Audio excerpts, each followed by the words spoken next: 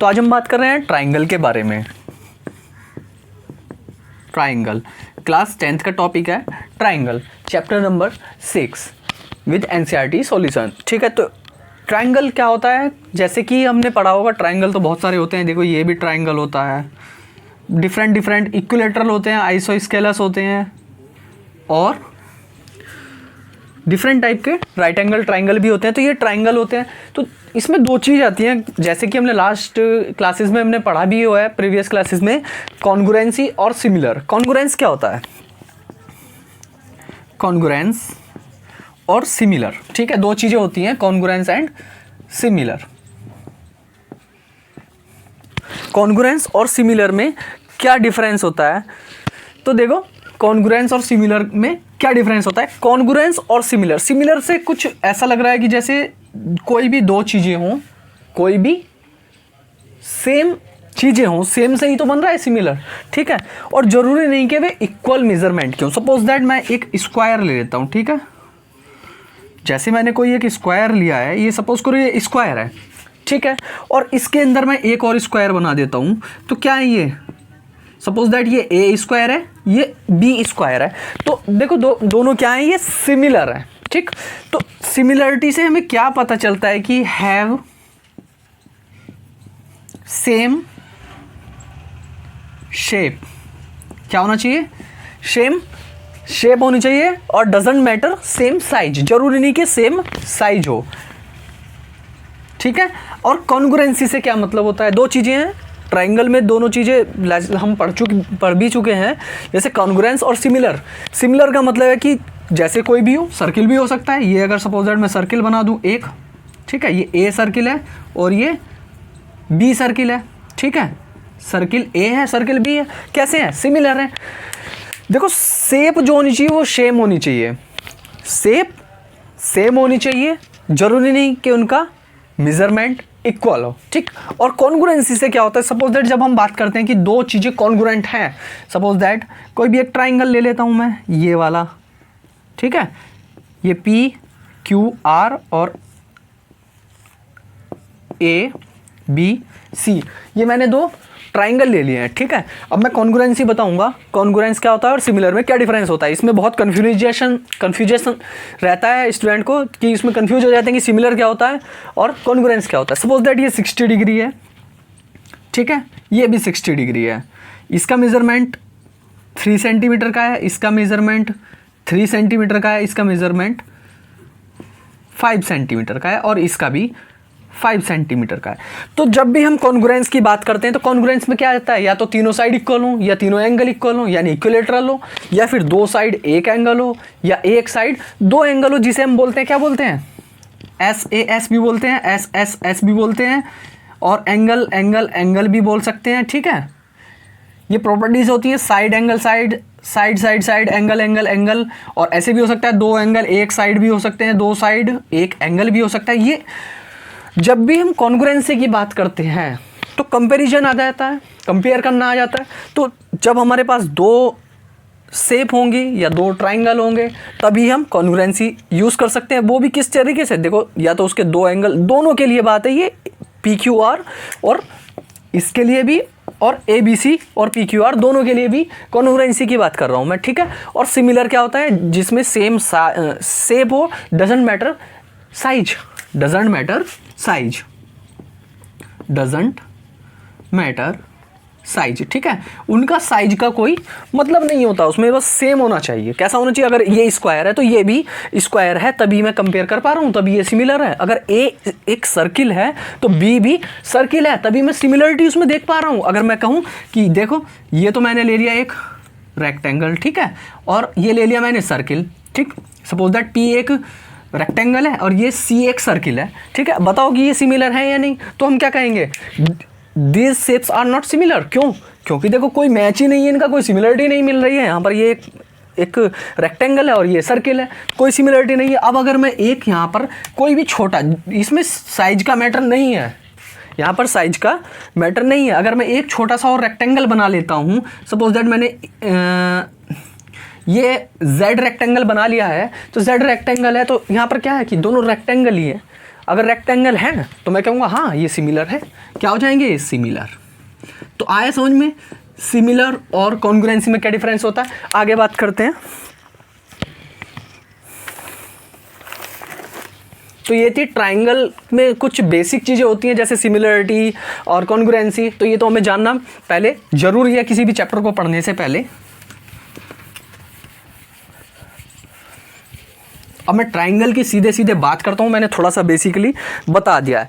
देखो एक थ्योरम है इसके चैप्टर में 6.1 के नाम से है, 6.1 के नाम से है। मैं थ्योरम को नहीं लिख रहा हूँ, मैं सीधे सीधे बता रहा हूँ और उस पर बेस एग्जाम्पल और क्वेश्चन करेंगे। देखो कोई भी अगर ट्राइंगल है, सपोज दैट मेरे पास ये एक ट्राइंगल है, ठीक है, ए बी सी मैंने इसको नाम दे दिया है, ठीक, ए बी सी भी है triangle, clear. A B C triangle है। अब मुझे इस थ्योरम के अकॉर्डिंग देखना है कि वो थ्योरम है क्या।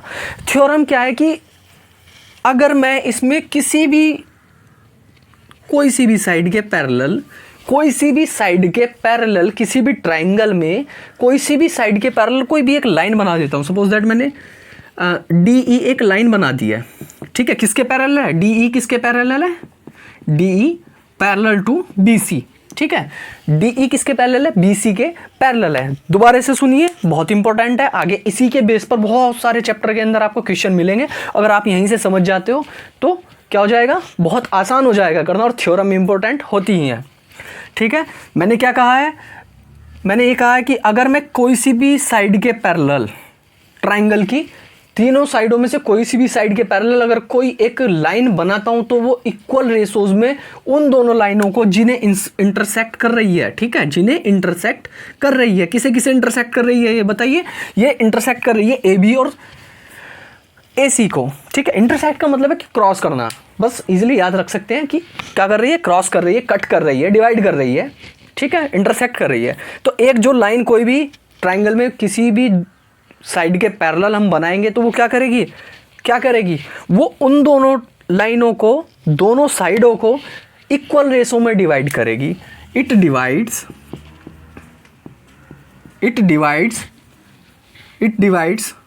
इन इक्वल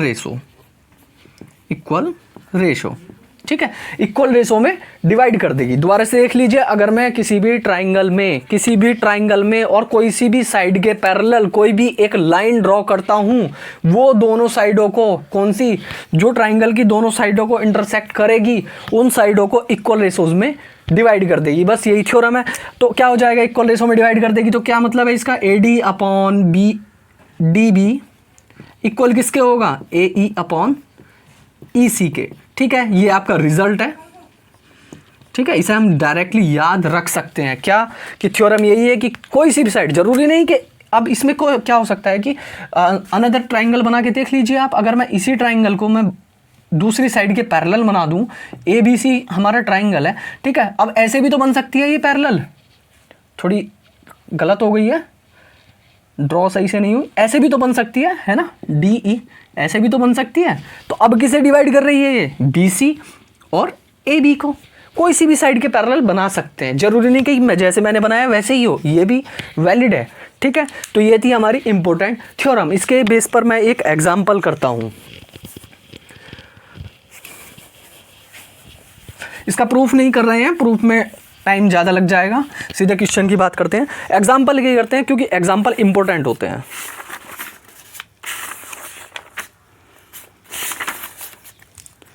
देखो जैसे एक एग्जाम्पल है, मैं बुक का ही एग्जाम्पल लेता हूँ, एग्जाम्पल इसलिए करा रहा हूँ क्योंकि एग्जाम्पल इंपॉर्टेंट होते हैं। एग्जाम्पल में क्या है,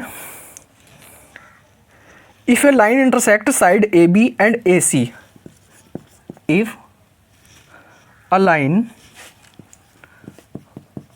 line intersect AB and AC, ठीक है, दो साइड होंगी कोई भी हमारे ट्राइंगल की, उसकी AB और AC को इंटरसेक्ट कर रही है, of a triangle ABC at D and E, D और E पॉइंट पर वो क्या कर रही है, इंटरसेक्ट कर रही है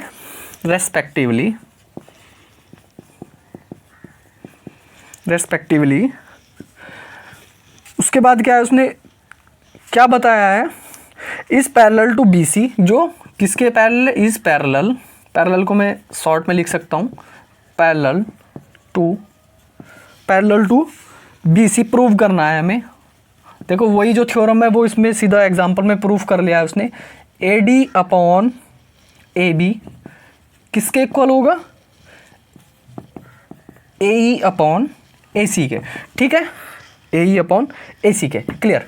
अब देखो यहाँ से देख लीजिए हमारे पास क्या एग्जांपल है, if a line intersect A B और ए सी, ए बी और ए सी को कोई लाइन इंटरसेक्ट कर रही है किसी भी ट्राइंगल ए बी सी के, और क्या है यहाँ पर डी और ई पॉइंट पर इंटरसेक्ट कर रही है, और क्या प्रूफ करना है हमें, जो इक्वल रेशोज हैं, ठीक है। थ्योरम 1 यहाँ पर डायरेक्टली उसने पूछ ली है, ऐसे क्वेश्चन में भी पूछ सकता है, इसलिए थ्योरम इंपॉर्टेंट है, हम डायरेक्टली रिजल्ट भी याद रख सकते हैं और ध्यान भी रख सकते हैं थ्योरम को। तो देखो कैसे प्रूफ करेंगे, मैं एक ट्राइंगल बना लेता हूँ ए बी सी, ठीक है। सपोज दैट मैंने ये ट्राइंगल बनाया, थोड़ा बड़ा बना लें,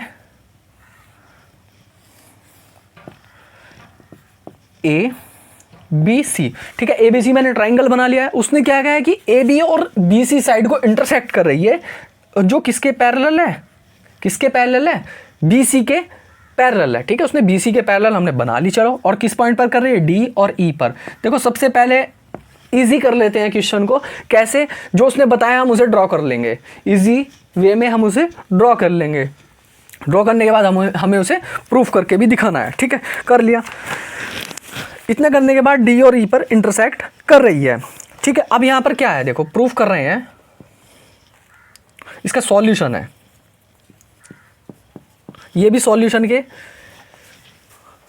देखो सॉल्यूशन में क्या है, सॉल्यूशन में सबसे पहले जो गिवन होता है वो हम लिख लेते हैं, ठीक है। क्या है, A B C A triangle है, A B C B A triangle, A B C B A triangle, clear. उसके बाद क्या है, यहां से देख लीजिए डी ई किसके पैरेलल है, बी सी के, D E parallel to B C, clear. D E किसके पैरेलल है, बी सी के। अब यहां से आप देख सकते हो कि हमने थ्योरम में क्या पढ़ा था, जो इक्वल रेशो में डिवाइड कर देती है पैरेलल लाइन, किसी भी साइड के जो पैरेलल लाइन बनती है वो इक्वल रेशोज में डिवाइड कर देती है। तो बाई थ्योरम थ्योरम के अकॉर्डिंग क्या है, या according to the theorem, according to the theorem, theorem के अकॉर्डिंग क्या हो जाता है, यहाँ से क्या हो जाता है, देखो A D upon D B, A D upon D B, A D upon D B equal to A E upon E C, A E upon E C, ठीक है, क्लियर। इतना थ्योरम के अकॉर्डिंग जैसे इक्वल रेशोज में divide करती है, हमने यहाँ से A D upon B equal ratios में हमने उसे यहाँ पर रख दिया है, क्लियर। यहाँ से इतना हो जाता है। अब देखो आगे क्या करेंगे, अगर हम इसमें 1 1 ऐड कर दें, क्या कर दें, 1 ऐड कर दें, यहाँ पर देख लेते हैं, A D upon D B plus 1 equal to, दोनों साइड में 1 ऐड कर दीजिए, देखो क्या मिलता है, ए E upon E C plus के 1, ठीक है। दोनों साइडों में हमने यहाँ पर 1 ऐड कर दिया है, क्लियर। 1 ऐड करने के बाद क्या होता है, अब इसे आगे सॉल्व करो, एलसीएम लेंगे, एलसीएम लेने पर क्या हो जाता है, यहाँ पर देख लीजिए, यहाँ पर बता देता हूँ मैं, देखो एलसीएम लो, एलसीएम इसका एलसीएम क्या हो जाएगा, देखो ए डी प्लस, यहाँ पर इसकी मल्टीप्लाई हो जाएगी D B upon D B equal to, ये वाला यहाँ से मैं यहाँ पर सॉल्व कर रहा हूँ, नीचे दिखेगा नहीं, फिर ऐसे ही इसका एलसीएम ले लेंगे, ए ई प्लस इसकी मल्टीप्लाई करा दीजिए ई सी अपॉन ई सी, वेयर, अब देखो A D plus D B आ गई आपके पास वही वाली side, A D plus D B किसके इक्वल है, क्या बताएंगे, देखो ए बी किसके इक्वल है यहाँ पर, A D plus D B के, तो ये क्या हो जाएगा, यहाँ से सीधी सीधी ए बी हो जाएगी, ये वाली साइड क्या हो जाएगी, ऊपर वाली A B upon D B, clear. ऐसे ही ए E plus E C, A E plus ई सी किसके इक्वल है, यानी ए सी किसके इक्वल है, यहाँ से ए ई प्लस ई सी के इक्वल है ना, तो रख दीजिए, तो ये कितना हो जाएगा, A C upon E C, A C upon E C, clear, A C upon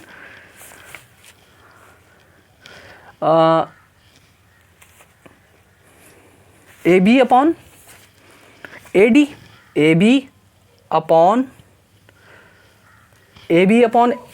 A D या डी बी, कुछ भी रख सकते हैं, दोनों इक्वल ही है यहाँ पर। A D upon D B, या इसने यहाँ पर क्या लिख रखा है, इसने ए डी लिख लिया है तो ए डी लिख लेंगे, क्योंकि कोई सी भी साइड लिख सकते हो आप, यहाँ पर दोनों इक्वल ही हैं। ऐसे ही इसने ई सी की जगह ए ई लिख लिया, थोड़ा सूटेबल है तो हम यहाँ पर ए ई लिख लेंगे, क्योंकि दोनों इक्वल हैं यहाँ पर। ये देखो इक्वल है यहाँ पर, इक्वल रेशोज में ये डिवाइड कर रहा है, तो ये हो जाएगा A B upon A D, और यहाँ से ही A C upon A E. Clear, इतना क्लियर हुआ। और यहाँ पर देखो ये आपका प्रूफ हो जाता है कि ये इक्वल रेशोज में कैसे डिवाइड कर रहा है। तो A D upon A B, A D upon A B, ये भी हो जाएगा A D upon A B equal to A E upon A C. AC, ये देखो रिजल्ट यहाँ से सामने निकल के आ जाता है। थ्योरम ने क्या कहा था कि इक्वल रेशोज में डिवाइड करता है। तो इस एग्जाम्पल में देखो थ्योरम सारी सॉल्व हो गई है, प्रूफ भी हो गई है। तो ये